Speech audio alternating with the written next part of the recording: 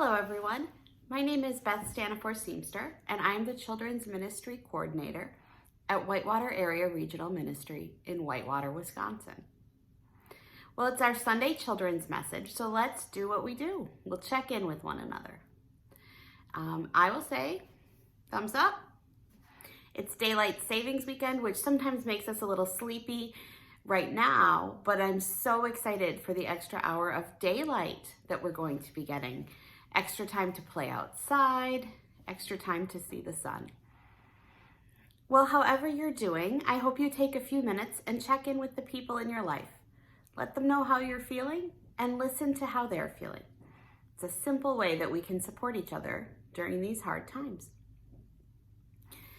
Well, have you ever had something happen that's really meaningful and special and important to you, but when you try to tell someone else about it, they can't seem to understand why it would be meaningful and important to you because it's not really meaningful and important in their life?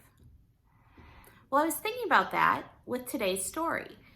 In today's Bible story, Jesus is talking to a man named Nicodemus, and he's talking to him about God and God's kingdom and what that is going to be like. And Jesus uses the old stories that Nicodemus would have known, the old Israelite stories from what we now call the Old Testament. Nicodemus was a devout Jew, and so Jesus approached him and used the stories that Nicodemus would have grown up knowing and used the stories that Nicodemus would be very familiar with as a way to bridge that gap and to make a difference in Nicodemus's life, to teach him. But when we look at other parts of the Bible, we see that Jesus uses different stories and different examples to create the same message. When he is with farmers, he uses stories about farming. When he's with people who are very poor, he uses stories about their situation.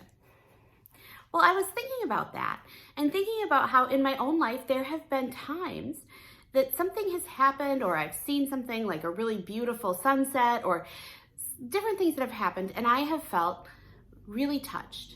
I felt like God is speaking to me, like God is trying to teach me something in that. And yet someone else could have the same experience and not walk away with the same feeling that I do.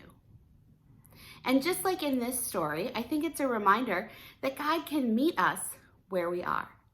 God can use anything to communicate with us.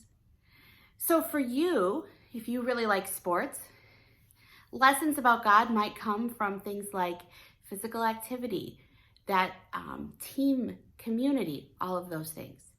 If you have a different thing that you're passionate about, God may use other ways to reach you and to speak to you. But ultimately, this is great news because it means that we don't have to all be the same in order for God to love us and to teach us and to be with us. God meets us where we are and loves us just for that alone. So on this day, I will invite you to think about your week and think about the lessons God may be trying to teach you through the people in your life or the activities you're doing. And then also think about the ways that you can be saying thank you to God for God's love and grace. With that, I will wish you blessings and say I miss you. Bye.